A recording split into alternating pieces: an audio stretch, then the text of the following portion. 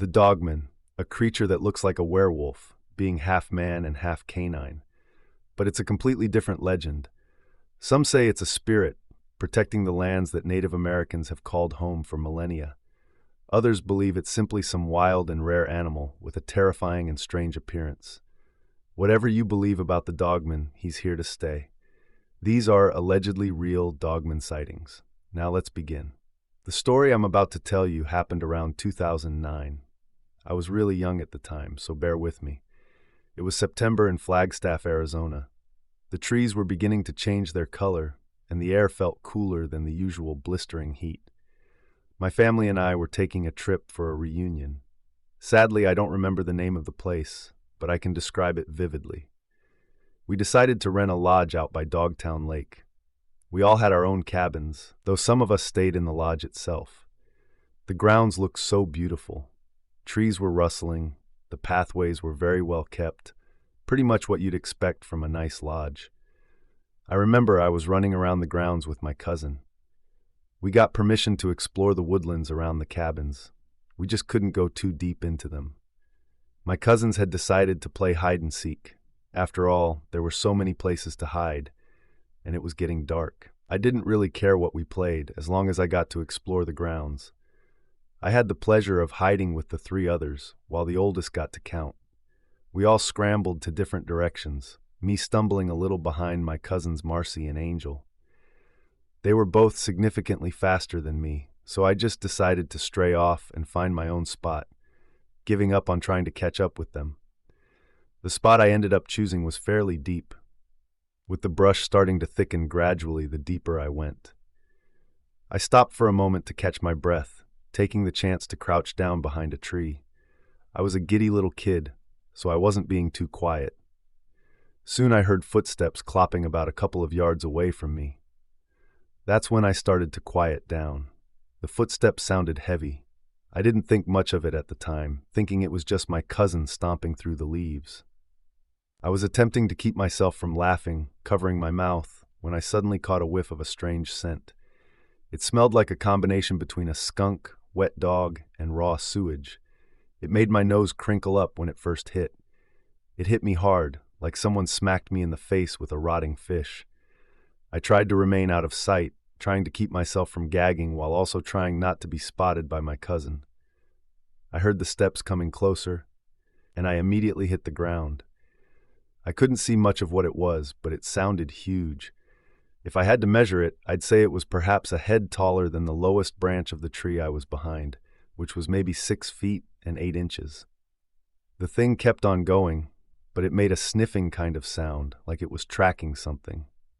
The smell was stronger then, and I nearly threw up, but I couldn't move.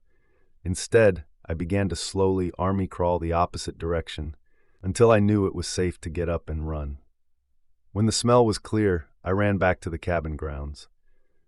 By then, it was darker, so I was a little more freaked out than I was at first. The sun was behind the trees, and my eyes were barely starting to adjust to the light, or the lack thereof.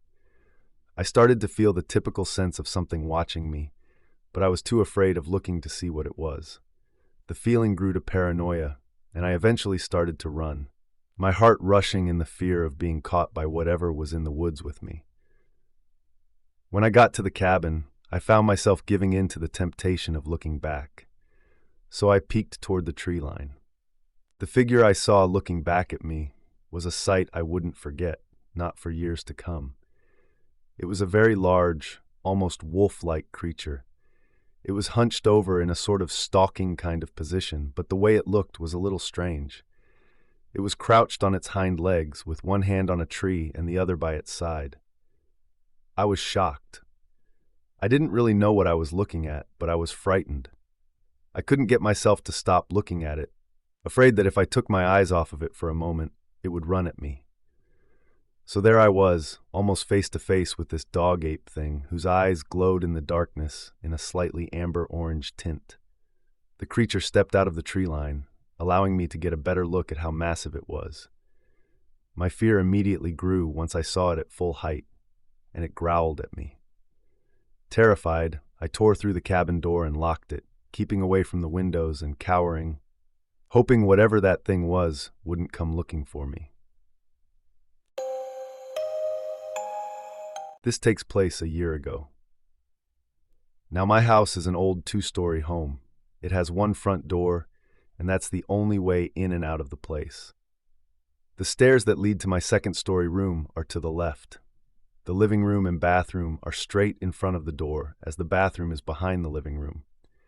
So the night started off as many others did, and my friends Ian and Ethan, not their real names, came over and were playing the new Call of Duty game with me, as well as watching anime and talking about what normal teenage boys talk about while hanging out. Around 11:30 p.m., we were right in the middle of watching a new episode of Dragon Ball Super when I looked down at my cup and realized I'm out of Pepsi. So I tell Ian and Ethan I'd be right back. I made my way downstairs into the kitchen. I grabbed a 2-liter out of my fridge, and then I caught a glimpse of a hairy hand in my kitchen window. It was filling around for a half-eaten steak that we'd left out on the counter. We'd left the window open because earlier in the day we burned pizza rolls and it smelled really bad. As I saw this hairy hand, I froze in place, as behind that hand was what appeared to be a human body, but there was something wrong about it. As I looked more upwards, I realized that it had the head of a beast, like some sort of dog-wolf hybrid. I dropped the 2-liter of pop and had realized that I had noticed it. It pulled its hairy hand out of the window, causing the window to drop to its closed position as it took off into the woods nearby. I could hear a slight bark coming from the front yard. It was my dog Obi, a King German Shepherd. I hadn't realized until now that he was still outside. I heard him as he came sprinting around the house. Obi usually never barks at anything, even other animals, so I knew that the thing I saw was just wrong. I ran over to the window to see Obi vanish into the woods that sat behind the house. I ran back upstairs to get Ian and Ethan and explained that Obi had run off, and they agreed to help me chase him down. I left out the part about me seeing the creature. I couldn't let my loyal dog Obi die on my watch because my friends didn't believe me. I'd be devastated if anything happened to him. We grabbed our flashlights and ran into the woods after Obi. We searched until I heard a familiar scream. It was Ian, who had apparently split up from us. We ran over, only to see him standing in front of the creature I'd seen earlier. The creature let out a terrible screech as it ran off. The 3 of us regrouped, shocked at what we saw, and headed back toward the house. I stopped first and looked back, looking where the creature had been standing. There on the ground was Obi. I ran back over to him, lifting him up and carrying him back to the house. I was in tears. When we were back in the yard, I ran right for my car and took Obi to the nearest vet. Luckily, Obi was going to be fine. He had 2 broken legs, and he would take a couple of months to recover, but he was going to be 100% in no time. So I'm glad to say he's now running and being a dog again. He's just fine nowadays, but we still haven't seen that beast since then. And for the sake of Obi and myself, I hope it never comes back. When you clock out of your shift at a convenience store, the rain is coming down as hard as it ever has, and your live-in boyfriend calls to let you know that the car you share won't start. It means a long, wet walk through the streets at night.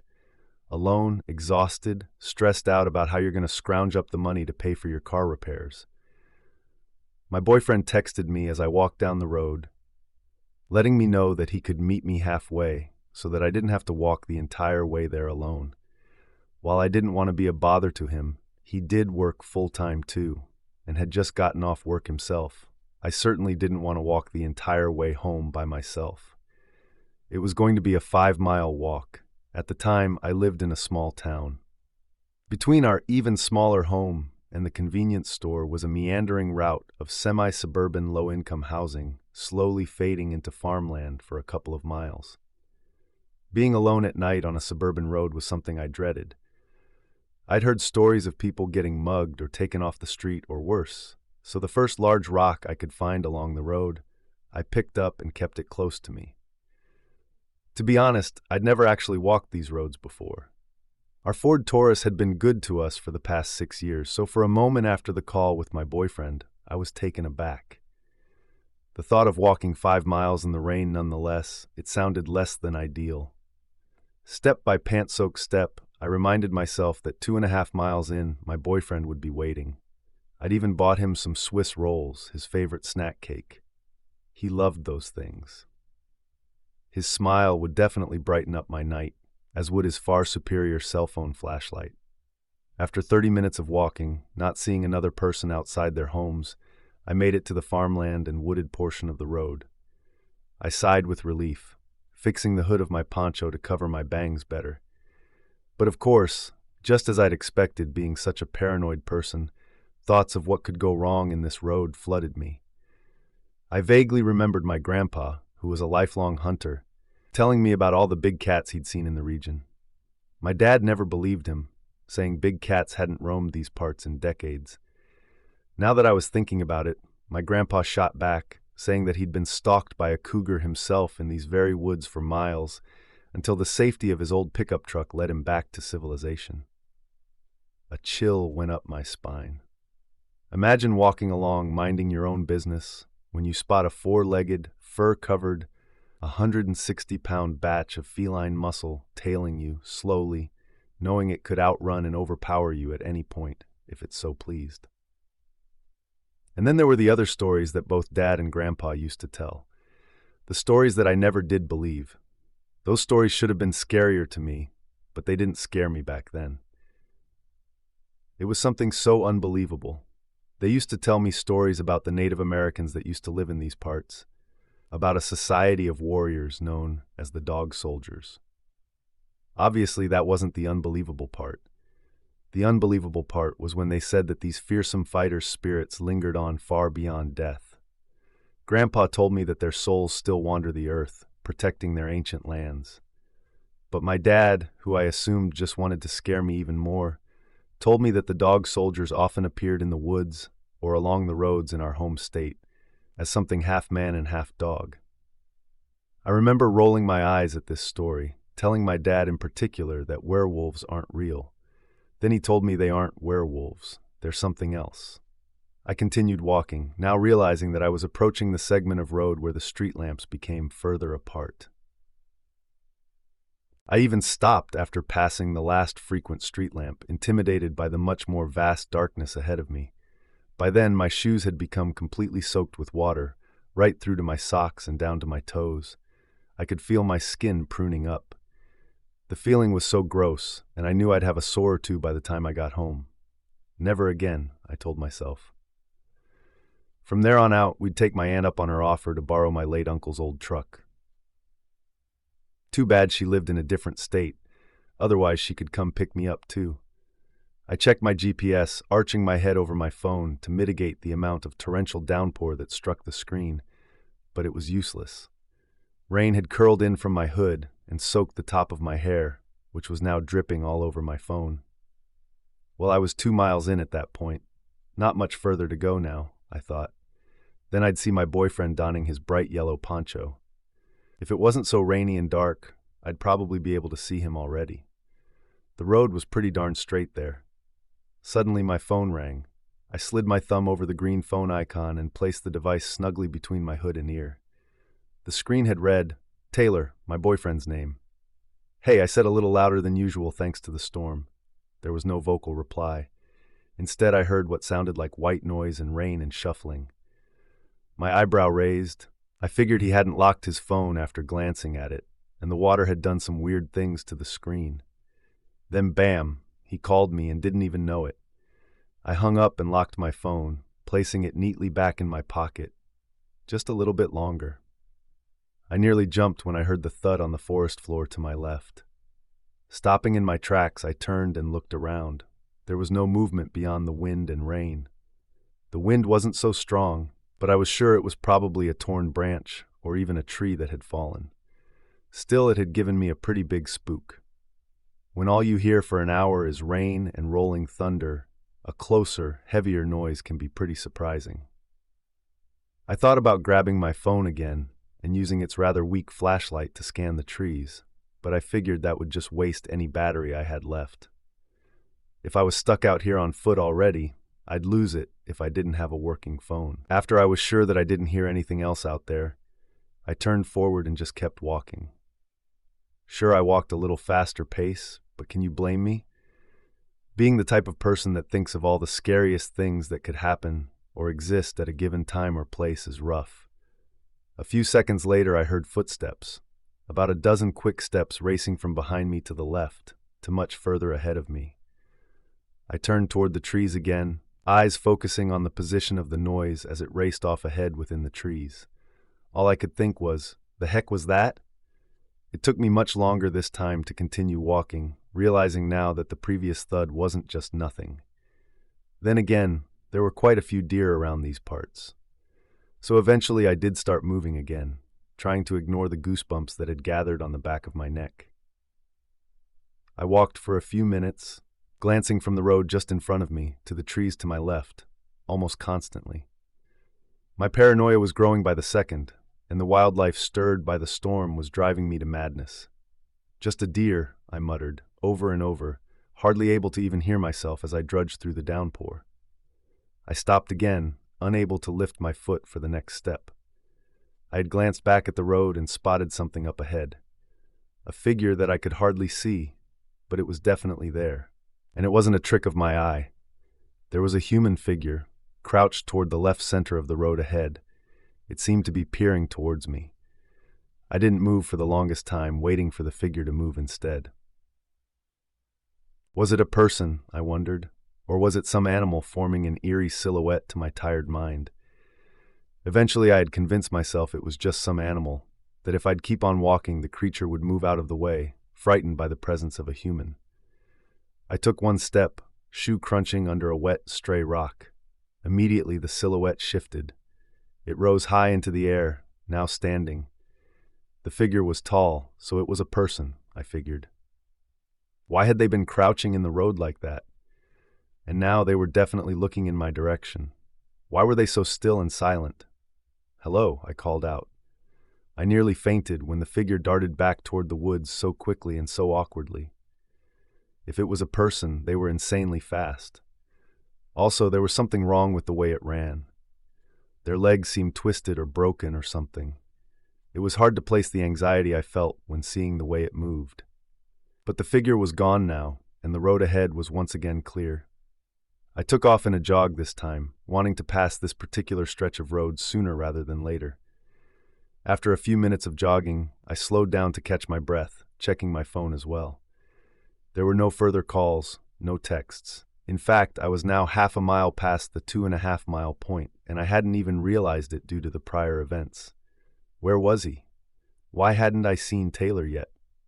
Still walking, I tapped the recent calls icon and clicked his name, bringing the phone back to my ear. I waited. A few more ringback tones later, I heard his voice. "Hey, this is Taylor. Sorry I missed you. Leave a message, and I'll get back to you ASAP." I checked the phone, making sure there wasn't something wrong with it. Everything was perfectly normal, though, which makes perfect sense because the call had gone through just as it should have, except Taylor never answered. My mind wandered as I continued forward. There were only another 2 miles to go at that point, but where was my boyfriend? He had never broken a promise to me before, so I wasn't at all worried that he'd forgotten or lied or anything like that. Instead, I began to suspect he'd gotten hurt or somehow lost. A few more minutes passed by and I decided on trying to call him again. I dialed, put the phone back to my ear, waited, and listened. My heart sank. I heard something else this time, as if on autopilot. I turned slowly to face the woods, all the while his voicemail message played in my ear again. "Hey, this is Taylor. Sorry I missed you." Coming from just beyond the nearest row of trees was the sound of the default Android ringtone. After all, Taylor had never bothered to change it. I wanted to step forward. I wanted to approach the trees and find him in there, or to find a phone that just wasn't his. It couldn't be happening. I told myself this was impossible. Why would he be out there? He's perfectly fine and just waiting for me somewhere. I swallowed hard. My breath had left me, because as I stared into that patch of woods, I noticed a figure. A tall figure that almost appeared human, but with a strange walk to it. The same sort of figure I'd seen in the road earlier. About 30 yards away was the next street lamp.